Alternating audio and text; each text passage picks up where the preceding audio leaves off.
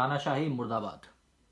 देश में आज आधिकारिक रूप से तानाशाही लागू हो चुकी है, क्योंकि देश के सबसे बड़े विपक्षी दल, लोकतंत्र में देश के सबसे बड़े विपक्षी दल के बैंक अकाउंट को चुनाव से महीने भर पहले फ्रीज कर दिया गया है, ताकि विपक्षी दल अब अपने पैसे ना खर्च कर पाएं और आर्थिक रूप से कमज़ोर हो जाएं। चुनाव में खर्च करने वाले पैसे उनके पास रहे ही नहीं तो वो चुनाव लड़ ही नहीं पाए। किस बात का इतना डर है? क्या लोकतंत्र में कोई एक पार्टी हार नहीं सकती है? क्या लोकतंत्र में अब आपको हार का इतना डर सताने लगा कि आप अलोकतांत्रिक तरीकों पे उतर आए, और अलोकतांत्रिक ही नहीं बल्कि अनैतिक तरीकों पे उतर आए? मदर ऑफ डेमोक्रेसी का गुणगान करने वाले हमारे प्रिय प्रधानमंत्री जी, भारत तो मदर ऑफ डेमोक्रेसी है, इसमें कोई शक नहीं है, लेकिन आप उसी मदर ऑफ डेमोक्रेसी के एक undemocratic son of mother of democracy हैं। इस बात को आप मान लीजिए। अगर नहीं तो कांग्रेस पार्टी के अकाउंट नहीं बंद किए गए होते, अगर नहीं तो सभी नेताओं के पीछे ईडी नहीं लगाया गया होता। 1994 में क्या हुआ था 30 साल पहले, ये बात आपके टीम को अभी याद आ रही है? आपने अपना पूरा कुनबा सिर्फ विपक्षी पार्टियों के खिलाफ ही काम करने पर लगा दिया है। कितने डरपोक हैं आप! इतना डर कहां से आता है आपके अंदर? लोकतंत्र में तो हंसते हंसते लोग हार जाते हैं, यही तो लोकतंत्र की खूबसूरती होती है। लेकिन आपने लोकतंत्र को क्या राजतंत्र समझ लिया है कि आप देश की सबसे बड़ी विपक्षी पार्टी के बैंक अकाउंट को आप बंद कर देंगे? ये अपने आप में कितनी गिरी हुई और नीच हरकत है।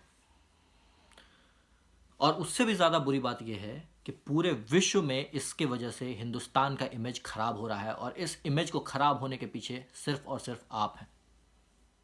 आपने भारत के इमेज को बिल्कुल बर्बाद कर दिया है। आज पूरे विश्व में लोग आज भारत को, पूरे विश्व के अलग अलग न्यूज़पेपर्स इस खबर को निकाल रहे हैं कि भारत में डेमोक्रेसी खतरे में है। ये बहुत ही दुख की बात है और बहुत ही दर्द की बात है। जिस डेमोक्रेसी को बनाने में भारत ने अपने 70-80 साल लगाए, उस डेमोक्रेसी को आप खत्म करने पर आमादा है। मेरे प्यारे दोस्तों, आपको भी समझना होगा कि लोकतंत्र को फॉर ग्रांटेड नहीं लेना है। Never take democracy for granted. It is a continuous process.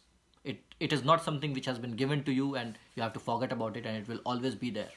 There are people like the current ruling government and unfortunately the current Prime Minister of India and his all other, pawnies who are hell bent to destroy this democracy, to seize it. But you have to get up.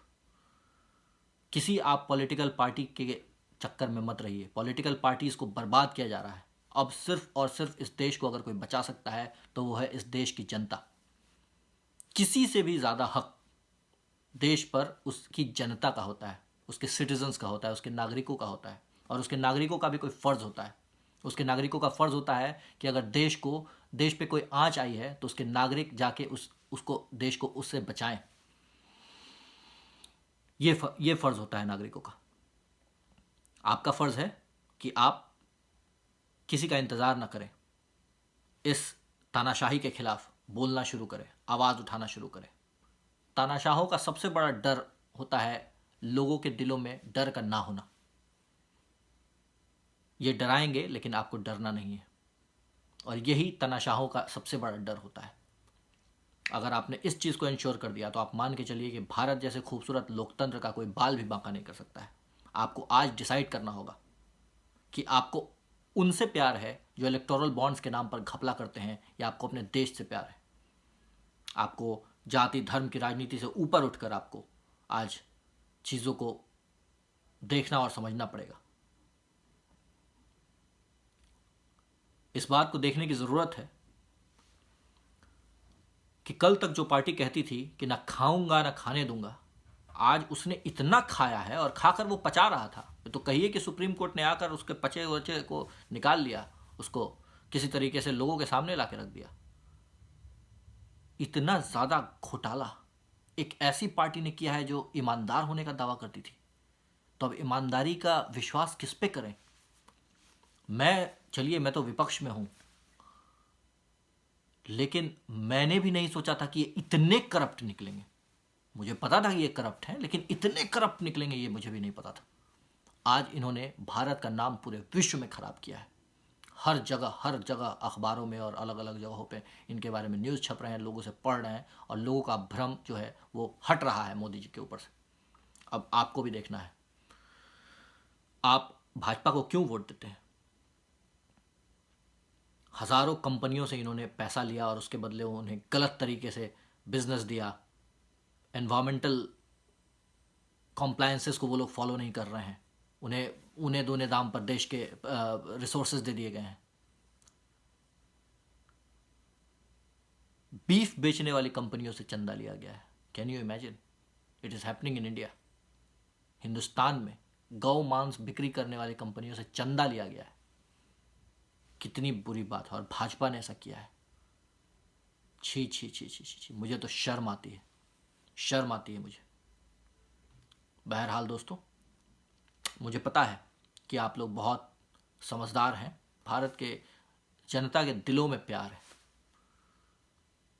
एक न एक दिन आप नफरत से ऊपर उठेंगे और आप सही को चुनेंगे। पढ़िए, हिस्ट्री पढ़िए दोस्तों। अगर हिंदुस्तान से प्यार है, अगर भारत से प्यार है, तो राजनीतिक पार्टियों को सही से पहचानना सीखिए। जय हिंद, तानाशाही मुर्दाबाद।